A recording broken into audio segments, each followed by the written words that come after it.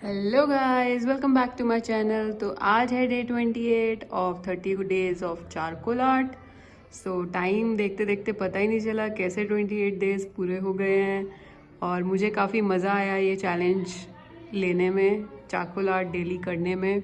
आपको कैसा लगा ज़रूर बताना कमेंट बॉक्स में।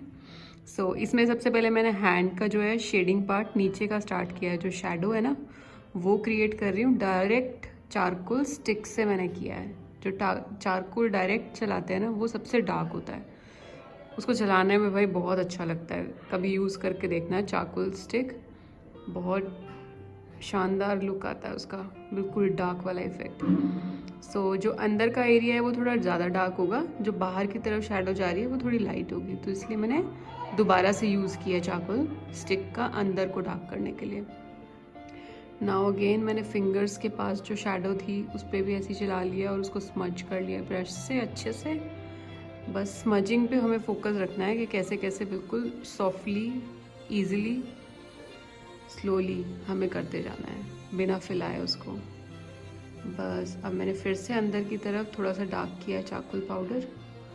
जो इनर साइड होती है ना किसी भी चीज़ की, उसका शेडो डार्क होता है, तो इसलिए पहले वो यूज़ किया है।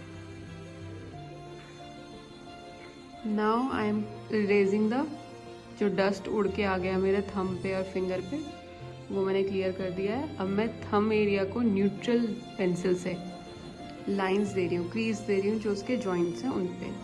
अभी तो फिलहाल ये स्टार्टिंग है, ऐसे तो मैं बहुत बार दूंगी क्रीज, पर स्टार्ट के लिए एक बार हमें डेफिनेशन ज़रूरी होती है कि कैसे क्या हमें बनाना है। इसमें जो हमारा हैंड का शेडो है थंब का, वो नीचे की तरफ रहेगा, तो इसलिए वो वाला पोर्शन मैंने थोड़ा सा डार्क कर दिया अभी। और मैं थोड़ी थोड़ी वेन्स भी क्रिएट करती जा रही हूँ, क्योंकि ये मेल हैंड है, जैसे मैंने बताया था मेल हैंड्स में वेन्स दिखती हैं, जॉइंट्स दिखते हैं। ये मेल हैंड है तो इसमें मैंने थोड़े थोड़े वेन्स देने शुरू कर दिए हैं। वेन्स देने के लिए मुझे पेंसिल का यूज़ नहीं करना, मुझे डायरेक्ट ब्रश से ही चारकोल पाउडर उठाना है और उसी से ही वेन्स को बनाना है। Now again I am taking neutral pencil to create the nail of the thumb. अब मैंने स्टम्प की हेल्प से जो थंब पे नेल बनाया था उसको स्मज कर लिया कॉर्नर्स को। Now again I am creating the veins, just the road map. बिल्कुल हार्ड वाली जो पेंसिल होती है ना उससे बिल्कुल लाइट हैंड से मैंने क्रिएट कर लिए वेन्स, कैसे कैसे कहाँ जा रही है, क्योंकि इसमें डार्क नहीं चलाना हमें पेंसिल, कुछ भी, सब कुछ ब्रश से होगा। देखो आपने, मैंने अभी ईयरबड का भी यूज़ किया है क्रिएट करने में। ईयरबड में भी वही इफेक्ट आता है जैसे स्टम्प में आता है, थोड़ा ओल्ड हो जाता है उसमें, ब्लंट सा। स्टम्प में जैसे पॉइंटी होता है, तो मैंने बस रोड मैप क्रिएट कर लिया है कि कहाँ कहाँ मेरी कौन सी वेन्स जा रही हैं, रिस्ट के पास और हाफ ऑफ द पाम। अब मैंने सबको एक मेन कलर दे दिया है, बेस कलर दे दिया है हैंड को। बेस कलर देने के बाद आप कोई भी चीज़ अप्लाई कर सकते हो उस पर दोबारा वर्क करने के लिए, बट बेस कलर ज़रूर देना चाहिए एक बार स्टार्टिंग में। अब मैंने ऊपर का भी रोड मैप क्रिएट कर लिया वेन्स का। डायरेक्ट ब्रश, सबसे स्मॉल वाला मेकअप ब्रश ले रखा है मैंने, उससे और चारकोल पाउडर से। जैसे भी मेरा ब्रश ज़्यादा गंदा हो गया था तो मैंने उसको टिश्यू की हेल्प से साफ़ भी कर लिया, क्योंकि हमें हाथ में कंट्रोल रखना होता है कि कहाँ पे हमें डार्क देना है, कहाँ पे हमें लाइट देना है। जहाँ शेडोज़ आ रही हैं वहाँ थोड़ा सा डार्क शेड भी चल जाएगा, बट जहाँ शेडोज़ नहीं है, थोड़ा हाईलाइट सा एरिया है, वहाँ लाइट ही चलाना चाहिए। अब मैंने टिश्यू की हेल्प से सब कुछ स्मच करके एक सार बनाया है, ताकि जो लाइन्स हैं वो अलग अलग से दिख रही हैं वो ना दिखें। थोड़ी थोड़ी वेन्स के आसपास में हाईलाइट्स दे रही हूँ, जब भी तो पता चलेगा ना कि वेन्स बनी हुई हैं। Black and white charcoal art में यही सबसे ज़्यादा खूबसूरत बात है कि आपको जो हाइलाइट्स देनी है वो बहुत ज़्यादा इम्पैक्ट डालती है आपके ड्राइंग में। अब मैंने फिंगर्स पे भी ऐसे ही सेम स्टार्ट कर दिया है, न्यूट्रल पेंसिल से क्रीज दे दी है और ब्रश की हेल्प से जो इनर कॉर्नर्स हैं उनको शेड दे रही हूँ जो शेडो में है। अब मैं छोटा ब्रश का भी यूज़ कर रही हूँ और बड़े ब्रश का भी यूज़ कर रही हूँ एक साथ, जो सा जिस हिसाब से मुझे ज़रूरत लग रही है वैसे मैं यूज़ करते जा रही हूँ। बस आपको एक्सपेरिमेंट करते जाना है कोई भी चीज़। अब आप देखो थोड़ा थोड़ा ये हैंड का लुक देने लगा, कितना अच्छा लग रहा है ना ये लुक। अभी तो बहुत काम बाकी है पर इसमें। सो अब मैंने फिर से ब्रश की हेल्प से वेन्स थोड़ी सी और डिटेलिंग दी है, डार्क को डार्क और लाइट को लाइट दिया है। Now I M blending and making the नकल एरिया। जो नकल एरिया है वो भी थोड़ा सा पॉइंटी सा रहता है शैडो में, वो क्रिएट किया है मैंने। देखो बस इतने से ही नकल एरिया बन जाता है। सो अब इनर जो फिंगर था मेरा उसको भी थोड़ा सा शेड दिया है। अब मैं ऊपर नेल्स पे हूँ, फर्स्ट फिंगर पे, उसको कॉर्नर से थोड़ा सा डिटेलिंग दे के न्यूट्रल पेंसिल से, और मैंने स्टम्प के हेल्प से अच्छे से उसको कॉर्नर से स्मज कर लिया ताकि वो रियल इफेक्ट दिखे। ये हाइपर रियलिस्टिक बना रहे हैं ना हम, तो हाइपर रियलिस्टिक में बहुत सी चीज़ें हमें नोटिस करनी होती हैं, जैसे कि शैडोज़ कहाँ आ रही हैं, किधर नहीं आ रही हैं, वो हमें ध्यान रखना होता है। सो अब मैंने फिर से ब्रश की हेल्प से इनर शैडोज़ क्रिएट कर दिए हैं सेकंड फिंगर में भी, और थोड़ा सा ऊपर की तरफ भी, जो हमारी थर्ड फिंगर है और सेकंड फिंगर है उसके सेंटर में। ब्रश की हेल्प से ही सबसे छोटे वाले ब्रश को मैंने यूज़ किया है।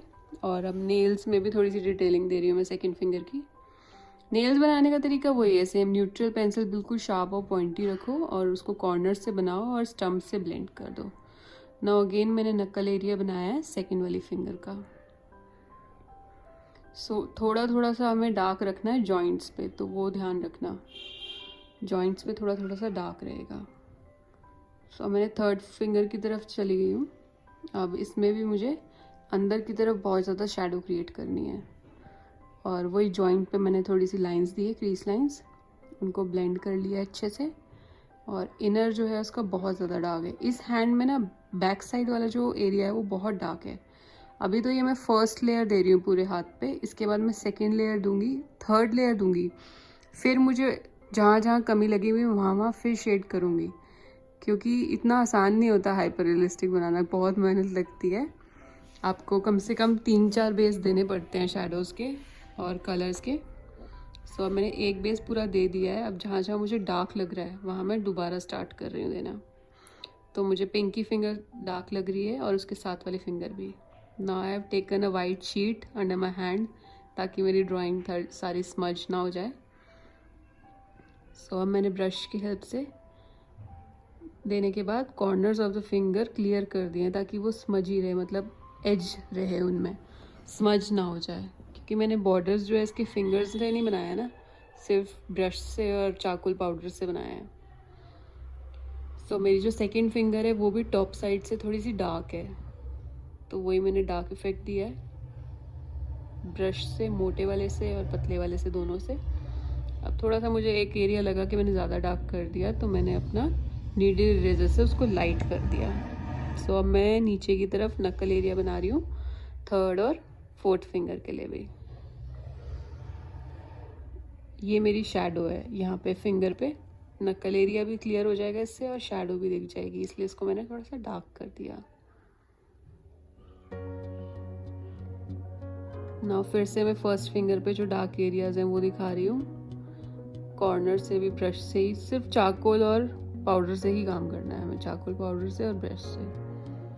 तो मेरी फर्स्ट फिंगर भी थोड़ी सी डार्क है टॉप साइड से, तो मैंने वो भी चीज़ भी डार्क कर ली है। ना आप देख रहे होगे एक लेयर तो और ऊपर आ गया है सारी फिंगर्स पे।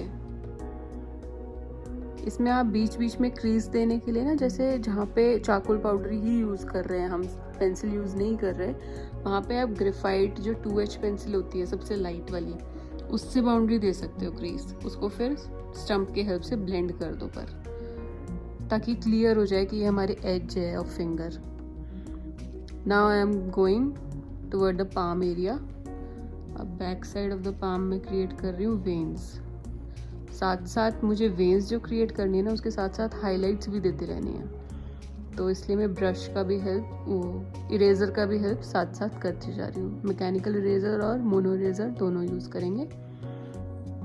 स्टार्टिंग में तो मैंने मैकेनिकल ही की है, एंड में जब हाइलाइट्स देंगे प्रॉपर, जब मैं मोनो इरेज़र का यूज़ करूँगी और टिश्यू से अच्छे से ब्लेंड करती जाऊँगी सारी चीज़ें। नाउ मैं थोड़ा सा डार्क दे रही हूँ इफेक्ट वेन्स को, जो जो मुझे लगता है कि ज़्यादा शैडो क्रिएट कर रही है उनको मैं थोड़ा सा डार्क करती जा रही हूँ। यही छोटी छोटी डिटेलिंग बस आपको देखते जानी है, उसी से आपका हाइपर रियलिस्टिक हो जाएगा आर्ट।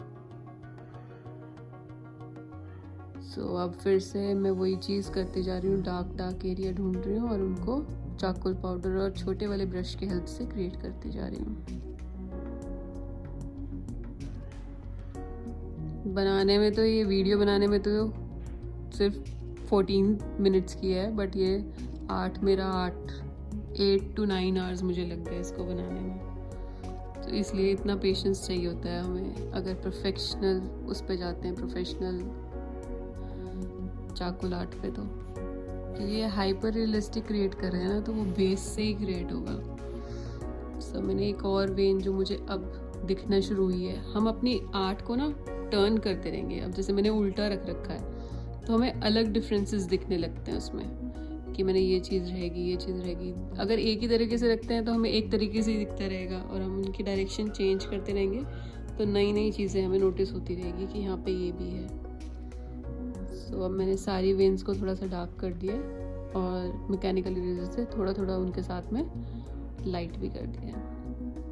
अब मोटे वाले ब्रश की हेल्प से मैंने सब कुछ स्मच करके एंड में टिश्यू से सब कुछ वर्क कर लिया है।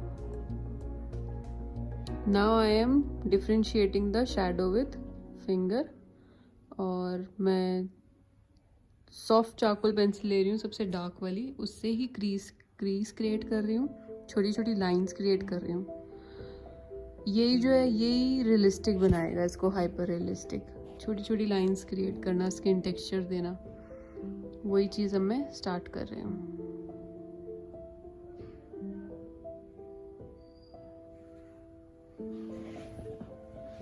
Now I am using the mono eraser. Mono eraser से भी मैं थोड़ी थोड़ी क्रीज देती जा रही हूँ ताकि रियल इफेक्ट्स आए मेरे थंब एरिया में।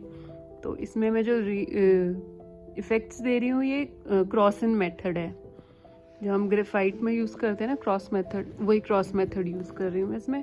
बस कोई पैटर्न नहीं बना रही मैं, random strokes left right up down कर रही हूँ, और स्टम्प की हेल्प से स्मज भी कर रही हूँ और ब्रश की हेल्प से भी स्मज करते जा रही हूँ साथ के साथ। तो ऐसे में पूरे हैंड पे छोटे छोटे लाइंस एंड ऑल क्रिएट कर रही हूँ। मैं क्यूटिकल्स क्रिएट किए हैं अपने दोनों नेल्स में। अगेन मैं हाइलाइट्स क्रिएट कर रही हूँ। आप देख रहे हो कि छोटे छोटे डॉट्स बनाती जा रही हूँ जहाँ जहाँ मुझे लग रहा है हाइलाइट्स है।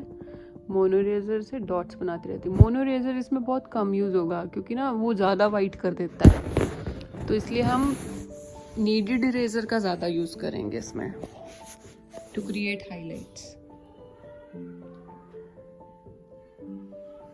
नाउ अगेन मैंने देखा कि बहुत ज़्यादा हाईलाइट जो है जहाँ जहाँ है वहाँ मैं डॉट्स क्रिएट कर रही हूँ बस। अगेन मैं इसको अच्छे से स्मच कर रही हूँ फिर से टिश्यू की हेल्प से।